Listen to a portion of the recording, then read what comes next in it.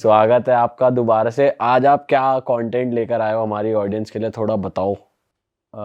ये कहानी है 1999 की, जब ये कारगिल का युद्ध चल रहा था तब की बात है। ये उत्तर प्रदेश के ज़िला गौतम बुद्ध नगर का एक गांव लगता है। इस गांव का नाम है कलौंदा। कलौंदा की रहने वाले पूर्व प्रधान की एक बेटी होती है, नाम गुड़िया होता है उसका।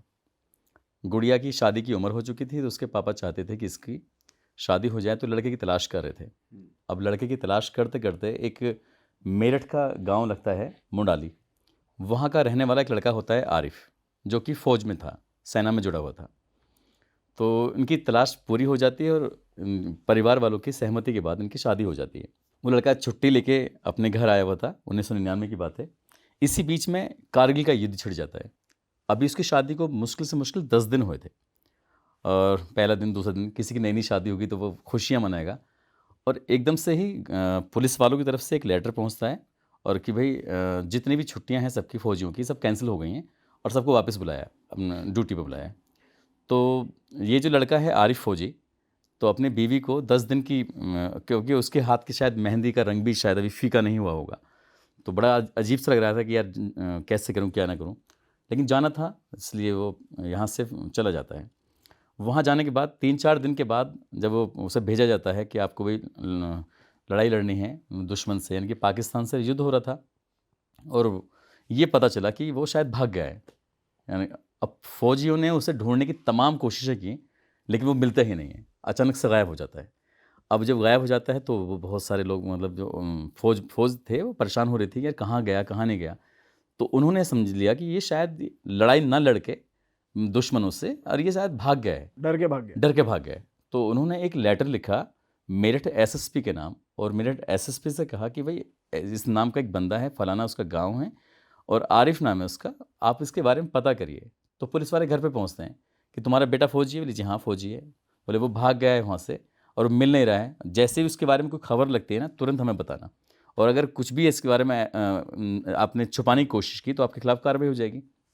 तो घर वाले थे, घर वालों को बड़ा अजीब लग रहा था। एक लेटर फिर से फौज का आता है एसएसपी के नाम, और उसमें लिखा था कि हमने आरिफ को भगोड़ा घोषित कर दिया है। अभी तक तो वो भागा हुआ मान लिया, आपको उससे घोषित कर दिया कि अब कहीं भी कोई नौकरी की भी अप्लाई करेगा तो फौज में तो खैर मिलेगी नहीं, लेकिन वो पुलिस वालों से कहा कि इस पर नज़र रखनी है। और इतने दिनों से घर वालों से कोई कांटेक्ट नहीं था कोई उसका। कांटेक्ट नहीं हो रहा है। अब घर वाले बेचारे बहुत ज़्यादा परेशान हो जाते हैं। 1 महीना गुजर गया, 2 महीने गुजर गया, और जैसे ही ये बात पता चलती है और मीडिया में खबर छप जाती है अखबार में कि इनका जो बेटा है वो भगोड़ा घोषित कर दिया है, तो बस घर वालों, खासकर उसकी जो भाभी थी, खासकर उसके भैया, उसकी माँ, उसकी बीवी, इनका जीना दुश्वार हो गया था। जहाँ भी देखो वहीं पर लोग ताने मारना शुरू कर देते हैं, देखो भगोड़े की माँ जा रही है, देखो भगोड़े की भाभी जा रही है, भैया जा रहा है, बीवी, इस तरह की बात थी। 1 साल कैसे गुजर गया पता ही नहीं चला। एक दिन उसकी माँ इतना बीमार हो जाती है, और बीमार होकर वो मर जाती है। मर इसलिए जाती है क्योंकि समाज के लगातार ताने मिल रहे थे। अब ऐसे वक्त और आगे बढ़ने लगता है तो घर वाले परेशान थे। उसकी बीवी गुड़िया कहीं भी आती जाती थी, उसको हमेशा यही बात सुनने को मिलती थी, देखो ये फलाने की बीवी है, फौज में भर्ती हो गया, और देखो वहाँ जब लड़ने का नंबर आया तो ये लड़ाई नहीं गया। अब वो घर भी नहीं आ रहा, लेकिन घर वालों को यकीन नहीं हो रहा था कि कुछ ना कुछ तो बात ऐसी है कि जो वो वापस नहीं आया है, कुछ तो बात उसके साथ गड़बड़ हुई है। घर वालों को यकीन नहीं हो रहा है। पुलिस वाले बीच बीच में जरूर आते थे कि क्या कुछ पता चला कि नहीं पता चला। तो ऐसे ही करते करते लगभग 4 साल का वक्त गुजर जाता है, और वो लौट कर वापस आता ही नहीं है। घर वाले इतने परेशान थे। अब वो जो लड़की थी वो अपने 10 दिन की कह सकते हैं दुल्हन थी, उससे ज़्यादा बाद में उसका पति तो गायब हो ही जाता है। तो 4 साल तक वो फिर भी अपने ससुराल में रहती है। अच्छा, शादी करी नहीं उसने, तो मतलब उसने कोई कहीं शादी और वादी नहीं की उसने इस बीच में। अब इसी बीच में एक शादी में जाती है, लेकिन जो ताने थे ना उसके भगोड़े वाले, वो कभी ख़त्म नहीं हो रहे थे। एक शादी में थी, और शादी में जब वो पहुंचती है तो एक अपने सैफ अली खान है, उनका जो गांव लगता है पटौदी गांव है, जो शायद गुरुग्राम में है। तो वहाँ का रहने वाला एक लड़का होता है, तौफीक उसका नाम था। तो तौफीक उस लड़की को देखता है, यानी गुड़िया को देखता है, और गुड़िया को देख के एकदम से, मतलब उसे प्यार हो जाता है उसे देख के। तो एक पूरा समाज तो उसके बारे में अनाप शनाप बातें कर रहा है, और तौफीक की नज़र उसके लिए कुछ अलग तरह की होती है। जबकि वो शादीशुदा थी और 10 दिन तक उसका पति उसके साथ भी रहता है। तब उसने उस लड़की को देखा, उससे बातचीत करने की कोशिश की, लेकिन उसने बात नहीं की। लड़का अपने घर जाता है, अपने परिवार से मिलता है, अपनी अम्मी से, अपने अब्बू से। वो कहता है कि मैं गुड़िया से शादी करना चाहता हूँ। बोले यार तुम्हें गुड़िया ही मिली थी क्या? वो तो शादीशुदा थी और वैसे भी उसका पति है नहीं, है या नहीं है, कहाँ है। तो बोले नहीं नहीं, मुझे उसी से शादी करनी है। अब तौफीक के घर वालों ने उस लड़की के गांव जो था वहाँ पर और उसकी ससुराल दोनों जगह खबर भिजवाई कि भाई हम इससे शादी करना चाहते हैं। तो दोनों ही परिवार वाले आपस में से एक सहमति बना लेते हैं और कहते हैं कि यार ठीक है, ये 4 साल हो गए इसे पड़े पड़े यहाँ पे, जो क्यों ना इसे यहाँ से इसकी शादी कर ही देते हैं। तो उस लड़की की शादी कर देते हैं, धूमधाम से इसकी शादी हो जाती है। वो लड़की भी वहाँ पर जाके अपना ससुराल में पटौदी गांव के अंदर ठीक ठाक रह रही थी। अब गुड़िया की एक नई ज़िंदगी शुरू हो जाती है तौफीक के साथ।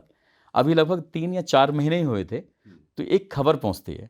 इनके अमेरिका की एक एनजीओ थी, अमेरिका की एनजीओ का एक बंदा जो कि मेरठ पहुँचता है। मेरठ में ढूंढता ढूंढता इसके आरिफ के घर पहुँचता है। आरिफ घर जाने के बाद कहता है कि ये एक चिट्ठी है, मैं पाकिस्तान की जेल से लेके आया हूँ इसे।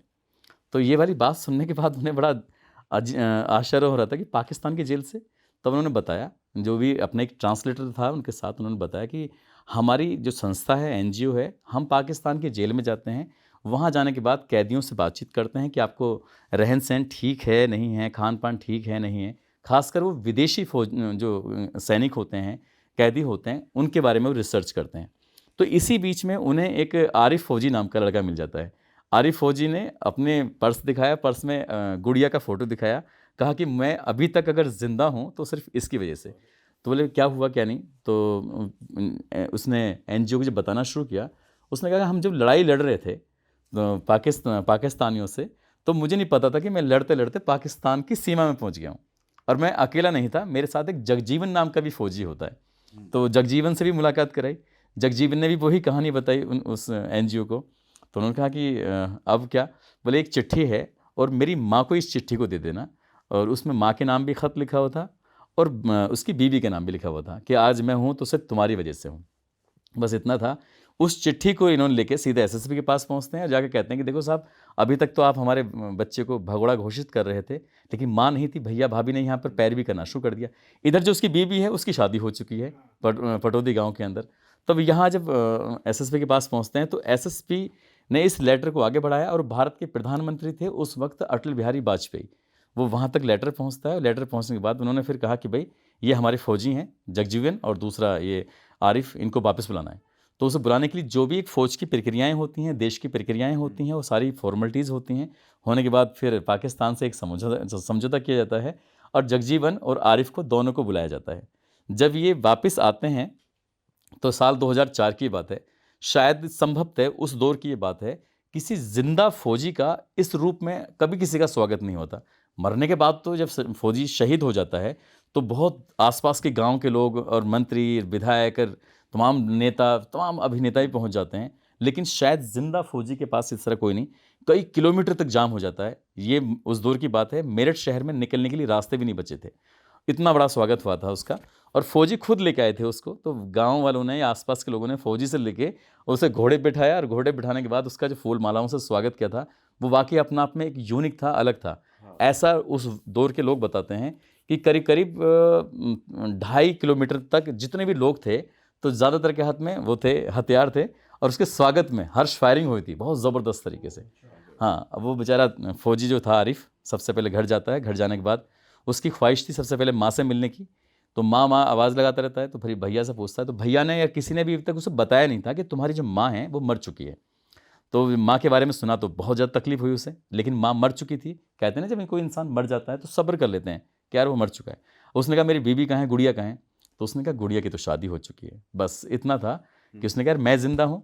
मुस्लिम रीति रिवाज के हिसाब से जब तक तलाक नहीं होगा किसी महिला का तब तक दूसरी शादी नहीं कर सकती, खासकर लेडीज़। पुरुष है वो एक साथ 4 बीवियां रख सकता है, 7 निकाह कर सकता है। तो पुरुष के लिए तो ठीक है, लेकिन लेडीज़ ने बिना तलाक लिए या तलाक दिए आखिरकार शादी कैसे कर ली। अब उसमें एक पावर भी आ चुकी थी, भाई पूरा देश उसे लाइक कर रहा है, पसंद कर रहा है, पूरा मेरठ इलाका, पूरा सबके सब लोग। तो सीधा मौलानाओं के पास पहुंच जाता है। मौलानाओं से जाकर कहता है कि साहब ये जो मेरी बीवी है ना, तो इसकी शादी हो गई है और शादी एक तरह से गलत है और आप इस पर कुछ ना कुछ निर्णय लीजिए। तो इसके लिए एक वाक़ात बड़ी पंचायत होती है और पंचायत में मौलाना और ज़िम्मेदार लोग इकट्ठे होते हैं। इकट्ठे होने के बाद बैठ जाते हैं और बैठ के फिर ये तय होता है कि इसकी जो शादी हुई है गुड़िया की तौफीक के साथ, ये बिल्कुल इलीगल है, लीगल नहीं है। मुस्लिम शरीयत, ये मुस्लिम रीति रिवाज के हिसाब से, दीन के हिसाब से, शरीयत के हिसाब से ये गलत है। अब इसे अवैध तो घोषित कर देते हैं। अब ना तो ये तौफीक से पूछा जाता है, जिसने उसको 4 साल तक उसने इंतज़ार किया था अपने पति का, उसको एक्सेप्ट कर लिया, और वो उस वक्त 7 महीने की प्रेग्नेंट भी होती है। उसको बच्चा होता है, उसने बताया कि ये 7 महीने की प्रेग्नेंट है, तो किसी ने उस पर ध्यान ही नहीं दिया। अब वो ये सब रोना धोना चलता रहा। फिर दोबारा पंचायत होती है। पंचायत के बाद ये तय कर दिया जाता है, ये जो इसके पेट में बच्चा है, जब तक बच्चा है तब तक तो वो वहीं रहेगी, और इस बच्चे को पैदा करने के बाद या तो बच्चा जाए ये तौफीक के पास, या जाए अपने नाना के पास, और जो गुड़िया है ये वापस अपने पति के पास आ जाए, जो इसका पहला पति है, यानी कि आरिफ फौजी है। अब वो जब ये बात तय हो जाती है, तो कुल मिला के जैसे शादी उसकी पहली होती है और 10 दिन तक दुल्हन बन के रहती है, ठीक वैसे ही जब बच्चा पैदा होता है तो 10 दिन तक ही उसका बच्चा उसके साथ रह पाता है, इससे ज़्यादा नहीं। उस बच्चे को अलग कर दिया जाता है। गुड़िया अपने यहाँ ससुराल में आ जाती है, आरिफ के पास वापस आती है। आरिफ फौजी के पास वापस आ जाती है। और लेकिन वो खुश नहीं थी। उससे किसी ने नहीं पूछा, लेकिन एक पत्रकार ने पूछा था कि आप क्या चाहती हो, तो उसने कहा कि जहाँ मेरा बच्चा रहेगा मैं वहाँ रहना चाहती हूँ। अब बच्चा चाहे वो तौफीक के पास रहे या आरिफ के पास रहे, वो अपने बच्चे के साथ रहना चाहती है। उसने ना पहले पति ने दिलचस्पी दिखाई, ना दूसरे वाले में दिखाई, लेकिन इनडायरेक्ट वे में कहीं ना कहीं अगर उसके दिमाग में था तो उसने तौफीक पर रजामंदगी थी उसकी, कि वो आरिफ को भूल चुकी थी। उसकी ज़िंदगी में नया बंदा आया तो उससे खुश थी। तो ऐसे ही वक्त आगे बढ़ रहा था, और जैसे जैसे वक्त आगे बढ़ रहा था तो गुड़िया बीमार रहना शुरू हो जाती है अपने पहले पति के पास वापस आने के बाद। साइकोलॉजिकल बीमार भी रहने लगती है और शारीरिक रूप से बीमार रहने लगती है, और 15 महीने के बाद उसकी मौत हो जाती है। गुड़िया 15 महीने तक ही जीती है और वो मर जाती है। जो बच्चा है उसका जो पिता है तौफीक, उसे वो लेके चला जाता है। नेचुरली ही डेथ होती है उसकी Natural बीमारी death हो की। जाती है। क्या करती बेचारी, क्योंकि वो उसे एक सदमा लगा था और वो इस सदमे को बर्दाश्त नहीं कर पा रही थी कि आखिरकार उसके साथ हुआ क्या। इस घटना से ये पता चलता था कि वो आरिफ के साथ नहीं जाना चाहती थी, बल्कि जाना चाहती थी अपने सेकंड वाले पति के साथ। लेकिन यहाँ जो उसका पति होता है, जो पहला वाला था आरिफ फौजी, तो फौजी ने जब देखा कि वो मर चुकी है तो उसने फिर दूसरी शादी कर ली। अच्छा। और जब उसने दूसरी शादी कर ली तो कुछ दिन के बाद पता चला कि उसकी दूसरी वाली बीवी भी ख़त्म हो जाती है, मर जाती है। हालांकि उसको एक बेटी पैदा हो जाती है उस वक्त, लेकिन जब वो मर जाती है तो फिर उसका जो फिर तीसरी शादी करता है। तीसरी शादी करने के बाद बताते हैं कि वो शायद अब तो कहीं नौकरी वोकरी कर रहा होगा, अब तो खैर उसकी उम्र भी काफ़ी हो गई होगी। लेकिन जिस तरह से उसने ये ज़िद की, उसने अपनी ताकत का नाजायज़ फ़ायदा उठाया, उसके हाथ से बीवी निकल जाती है। ना केवल पहली निकलती है, दूसरी बीवी भी उसके हाथ से चली जाती है। सेकंड बीवी की क्यों होती है मौत? उसकी वो भी नेचुरल। देखो, मौत और ज़िंदगी तो किसी के हाथ में होती नहीं है, ये तो सब किसको कहाँ कैसे कैसे मरना जीना है, तो ये सब ऊपर वाले के हाथ में होता है। लेकिन जो दूसरी बीवी के बारे में बहुत ज़्यादा डिटेल नहीं, लेकिन पहली वाली जो बीवी थी गुड़िया, उसके मरने का सिर्फ एक ही मेन रीज़न ये था कि वो अपने पति से अलग होने से बहुत ज़्यादा परेशान थी और डिप्रेशन में थी, इस वजह से उसने दम तोड़ दिया था। और सर ये जो उसे भगोड़ा घोषित करा था, जब बाद में वो मिल गया, तो बाद में क्लैरिफाई हुआ ये कि ये पता कैसे नहीं चला फौज को कि ये लड़ने पहुंचा हुआ है और ये कहाँ चला गया?